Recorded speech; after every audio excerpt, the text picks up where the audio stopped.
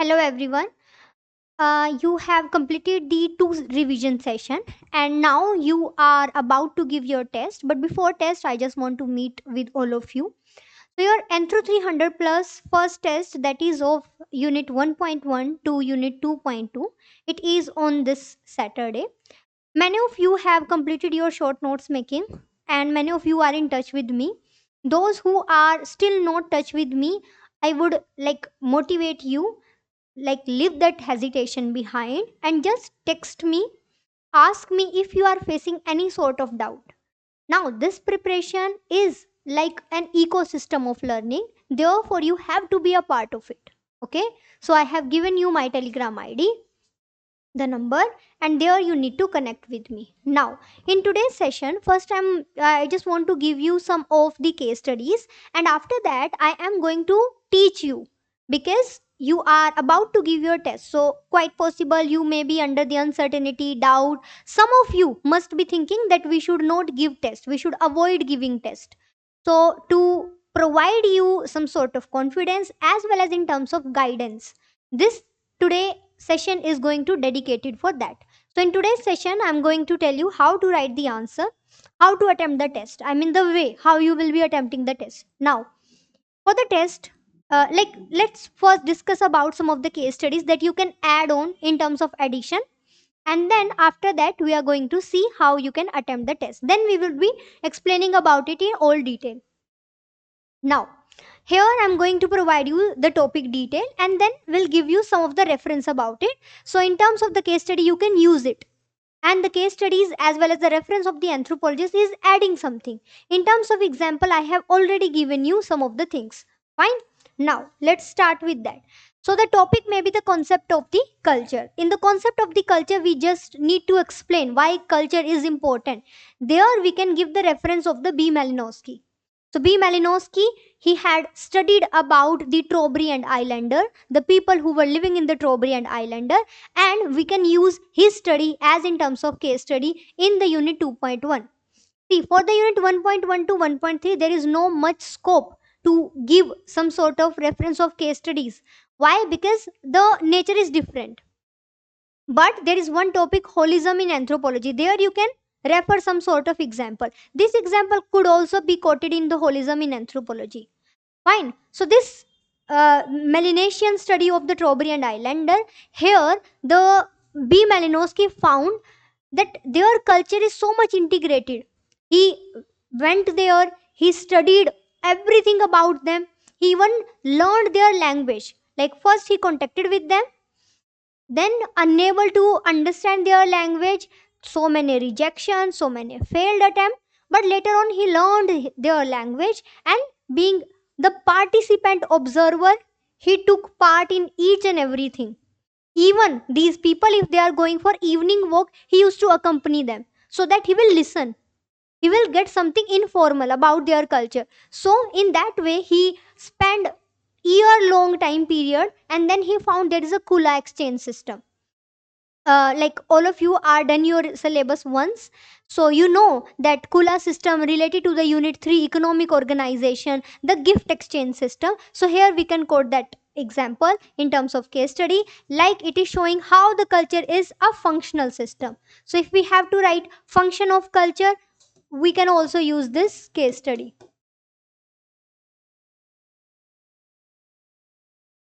Okay, so we can use this case study again. Now it is helping us to understand how the exchange sustains social relationship as well as the economic interdependence. Like in the cool exchange system, we are maintaining the continuity, we are maintaining some sort of association. Fine. So this could be considered as one of the objective. Now, next case study, we can mention the Margaret Mead.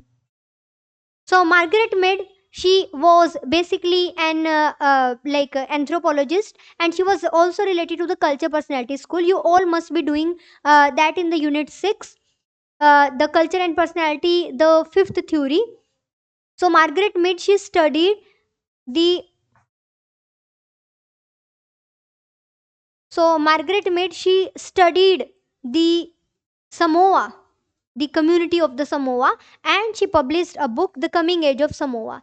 Here, she basically studied how culture is so much important to maintain your personality. In her study, she directly connected with the people of the Samoa, and she just want to know how the adolescence could be so much stress free if your belongingness, if your surrounding is so much sort of supportive for you. So Margaret Mead, she studied about the adolescence in the in the Samoa, and she found that achieving the puberty or being adult is considered as stressed situation in case of the Western societies. She was curious to know, is it biological? But when she went to the Samoa and there she found that it is a very stress free transition, she then thought that the kind of adolescence achieving stage, it is not something related to biology, it is something which is related to your surrounding, basically your culture. So we can, like in terms of function of culture or in terms of characteristics of culture or concept of culture, even in the culture process, culture evolution, we can quote this case study. So studied adolescents girls to show how the culture, not biological, but shaped personality and the behavior. Now next case study of where you can mention it in the characteristics of culture: learned, shared and adaptive. So there are so many characteristics of culture. One of them is learned, shared, and adaptive. So this case study is given by the Evans Pritchard, and he studied the Nur of Sudan. So in the Nur of Sudan, basically they are the herding type of community. So they used to herd. So the technique of herding and the art of doing that, it is being taught by the elder to the younger one. So, this is a kind of a culture, economical culture that they have. And this culture is being taught by their elder to their younger one. So, therefore, you can understand that culture is learned. Now, because culture is learned, so from this point, you can understand that cattle herd or cattle centered culture is shaping, then this culture is shaping their kinship, their ritual, their social identity. Therefore, we can understand that culture is so much important. Another thing, this example you can also use for enculturation. This case study you can also use for enculturation, where you can write down that Evans Pritchard study of Nur of Sudan, that is a kind of herding community, found that this type of herding culture or this economic culture is being taught by their elders to the younger one, and that's how this culture is in the continuity. And this is the culture which is maintaining their kinship, their rituals, as well as their social identity. Fine. So here you can quote this. So what you need to do, you just need to add on all these case studies in the point where I am asking you to do. And while writing the answer, as many as you can remember, try to quote them. Okay, now next. This is again as a part of culture is learned or characteristics of culture. The example of M.N. Srinivas. What he studied in the Rampura village, the remembered village. In this village, he found that how the caste, the ritual, and the kinship they interlink the village life, and somehow they are building upon the culture. So when we have to talk about the culture complex, so this we can, like for the configuration of culture or culture complex, we can explain this example. Fine.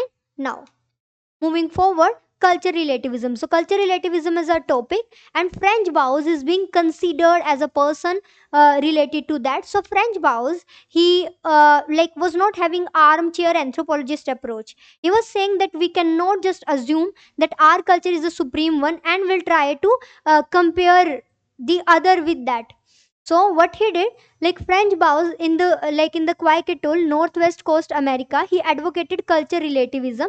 He was showing that the practices like the potlatch, they had a cultural logic. So the potlatch ceremony, the big feast, the big feast, it was being a kind of culture that they are having, and their culture is also supreme. Their culture is also having recognition. So we cannot say that our culture is the only one which is supreme. Fine. So this is the study given by the French Bauhaus. So he went to the Quackatool, these person, and he found that these person they have their culture also, and therefore we cannot have the armchair anthropologist approach. So while quoting the culture relativism, you can give this example. Other than this, you can also give the example of the other one, like all the person who are celebrating the Raksha Bandhan, that is also a kind of culture relativism, like you are considering this as a festival of brother and sister irrespective of your religion.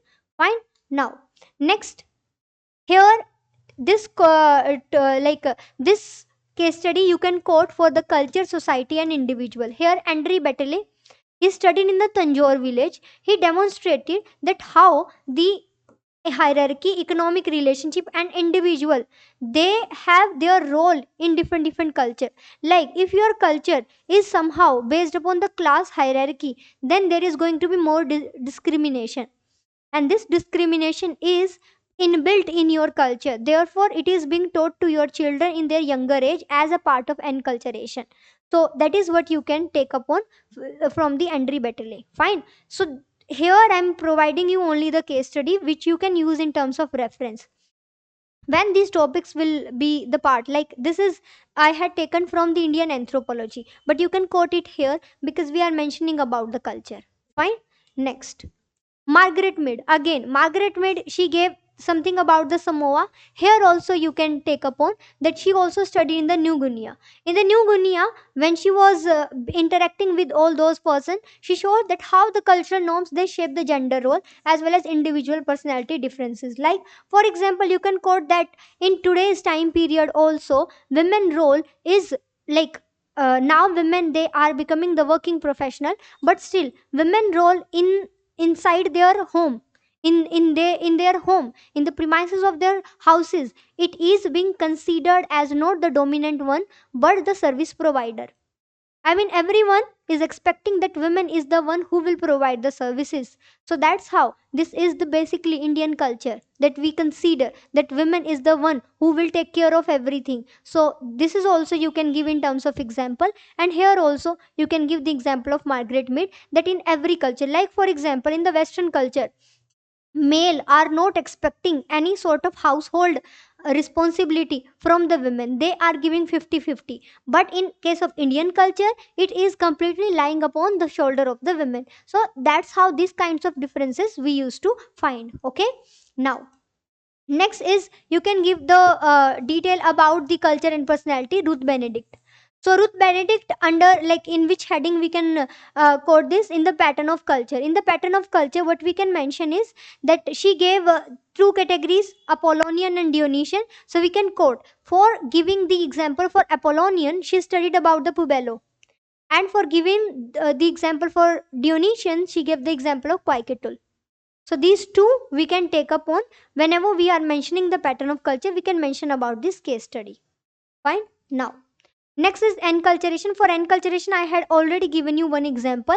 Another example is also enculturation. It produces a stress-free adolescence. So one example we had taken from Ivan Spritzer, The Nur of Sudan.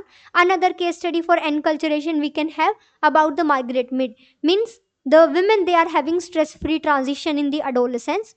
So they are giving, they are teaching it to their children, and they are also having this stress-free environment. Fine. So this is how it is being taught to the upcoming generation. Now, next one is about the diffusion. So in terms of the diffusion, like this is given by the Alfred Kroeber. So Alfred Kroeber mentioned that there is a diffusionism in Native America. He said that pottery and maize cultivation, it spread from Mexico to the North America. This is what we can take upon in terms of example for diffusionism, and we can give the reference of Alfred Kroeber. This is something extra I am providing. In the example diffusionism, we have already taken so many examples. Fine. Next, there is a technology diffusion as well, like mobile phone in Indian villages. Now villages they are having like now the adaptation of the social media, adaptation of the mobile as a technology, it is changing, it is reshaping the communication. Like I do remember like my mother, she don't like having any communicative link with other to just wish them happy birthday. But now through the WhatsApp, through the Insta, she is connected with all the member of the family, and now she is putting status with the happy birthday. So this is how we can say that technology is changing. What technology is reshaping the communication. Now you are communicating more. Yes, in the physical premises less, but in virtual premises you are talking more, you are communicating more. Fine. Okay, now next example we can take in terms of acculturation. So, the Robert Redfield, the advocate of the concept of civilization, little tradition, and great tradition. Ralph Linton, the advocate of the culture and personality school, and the Herzkovit. All these three they defined acculturation as what? As a change that is following the cultural context. Fine. So, like we can take upon the example from the Canada.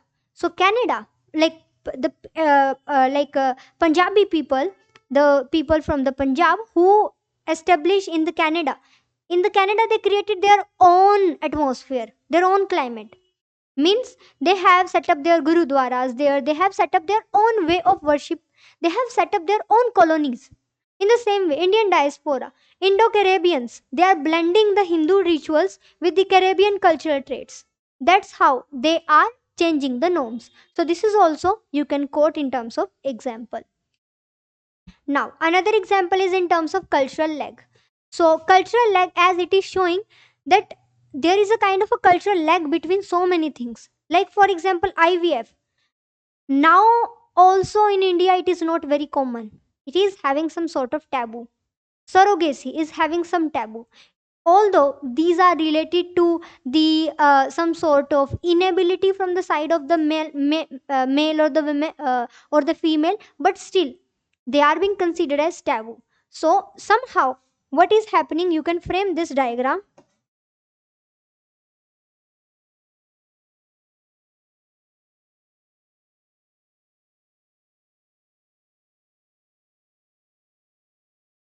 Let us suppose if this is the culture,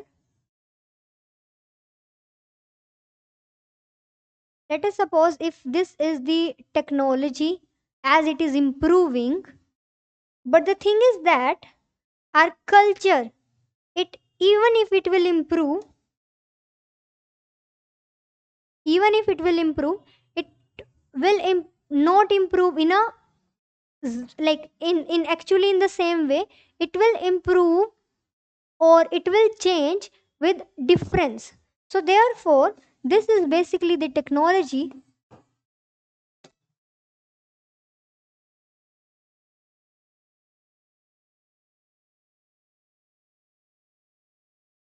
and this is the culture. Here can you notice, this is the cultural lag. Means we are not on the same tangent. As we can see, like as we can see here, we are taking up the time, here we are taking up the change, and this is the kind of diagram you can prepare for the cultural lag. Other diagram that you can prepare is, just to mention, culture, men, and society, and all three are interdependent upon each other. This is how you need to show. Simple diagram. More than this, I have given you so many examples related to culture, civilization, society. So, all these I had already provided to you.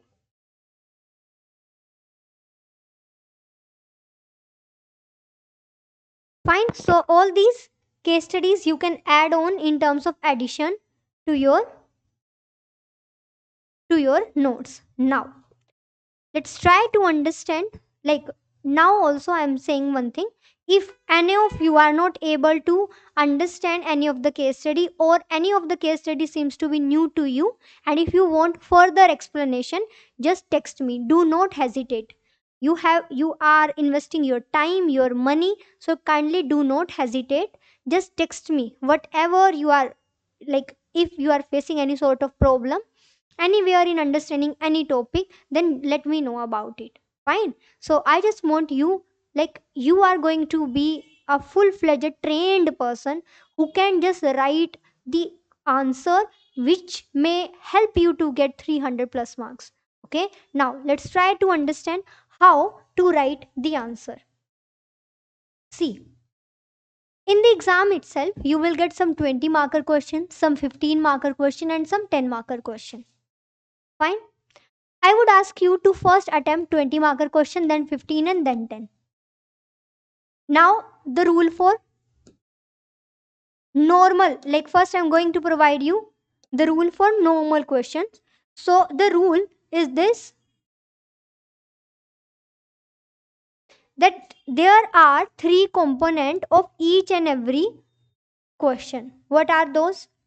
One is the introduction. One is the introduction.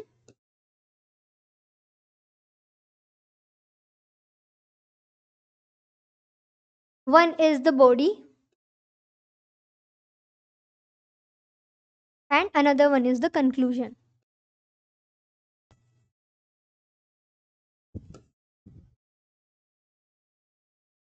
Okay. So, in case of the introduction, how you can start your answer? So, there are basically four ways to start with that. Either you can give anthropologist name and basic reference, or you can provide the meaning, or you can provide about the origin of that concept, or you can provide any example. You can start with any example. For the socio-culture anthropology, the best way to start is giving the reference of anthropologist name and explaining about it. Somewhere in some topic, like for example culture relativism, like for example about the social stratification, we can start with origin also. Fine. Now, body. The rule for the body is it should be as per demand of the question.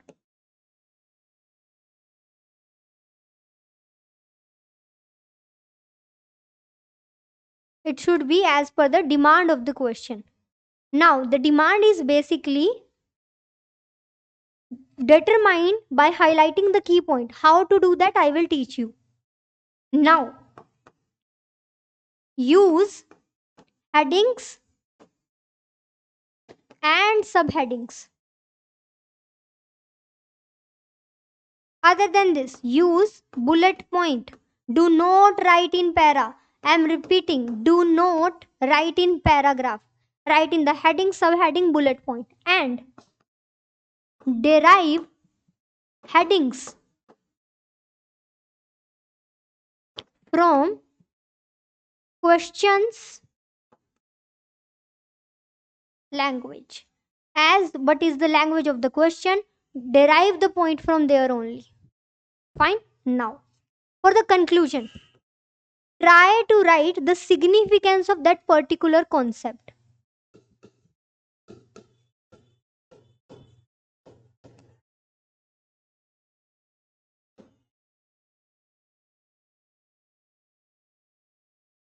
Significance of that concept.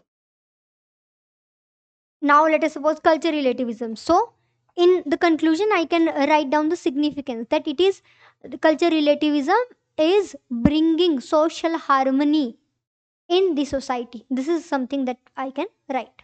Fine. So, this is the way how you need to frame the intro, body, and conclusion. Now, let's talk about what is the rule for a 20 marker question.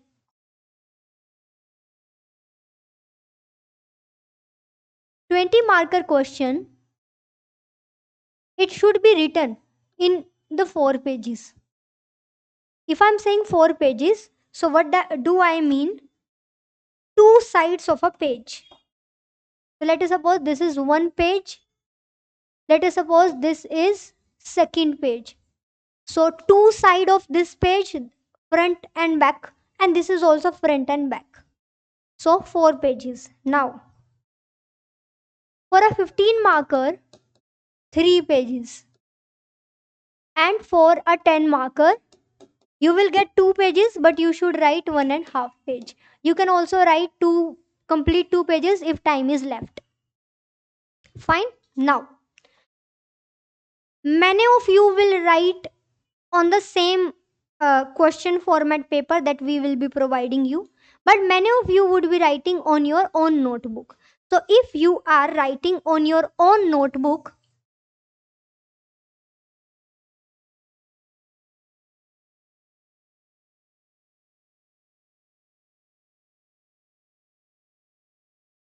create the margin like this.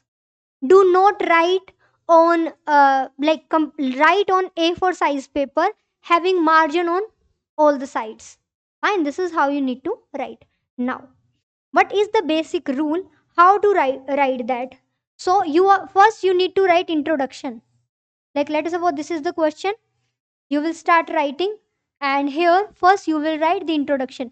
Introduction, it should be within the 2 to 3 line, not more than that, and it should be in the form of para.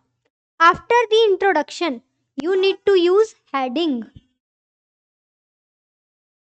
that is as per the demand of the question, and then you need to write heading and subheadings.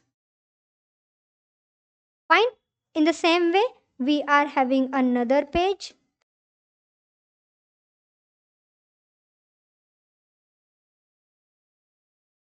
Here we should frame the diagram. So diagram always should be framed once you have completed a box. So first frame the diagram, then create a boundary out of it. So do not frame diagram here and there. Try to frame the diagram on the kind of right side, and like you can frame it right side, you can frame it in middle. Try to mention the diagram on the second page. If that's a 10 marker question, you can frame here, but if it's a 15 marker question, frame here. Fine. Do not prepare the diagram after after the introduction. After introduction there should be heading. Fine. So this is the basic mechanism we have just to attempt the paper. Now, your 20 marker question, it should be within the 350 words, 300 to 350 words. Your 15 marker, it should be between 250 words, and 10 marker should be within the 150 words. For a 10 marker question, you should spend only 7 minutes to write. For a 15 marker, 11 minutes, and for a 20 marker, 14 minutes. But for the first test, you will focus upon completing the paper. You won't focus on the time. Not at all. For the first test, just focus upon completing the paper and attempting the complete paper, irrespective of the point that you are taking more time. I am allowing you the more time. Okay? Now, this is the way. After watching the lecture, if you have any sort of doubt, you can just directly be in touch with me. Do not hesitate, ask your doubt once you have watched this lecture. Now, let's try to understand how to focus on the demand of the question. See, all the questions that we are going to give you in the for Anthro 300 plus, these are going to be on UPSC line. UPSC from the last 3 years is changing their form of asking the question. Now they are not asking simple one-liner question. Now they are basically asking indirect application based question. See, this is not an PYQ, this is a practice question I'm telling you. Examine how. So it means we have to tell them ways. The learned, shared nature of culture influence social cohesion and transmission of values across generation. It means in this question I have to write the characteristics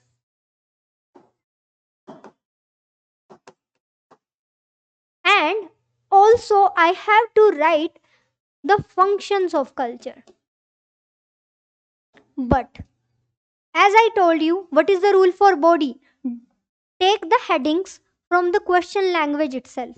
So question is saying examine how the learned and the shared nature of culture influence the social cohesion.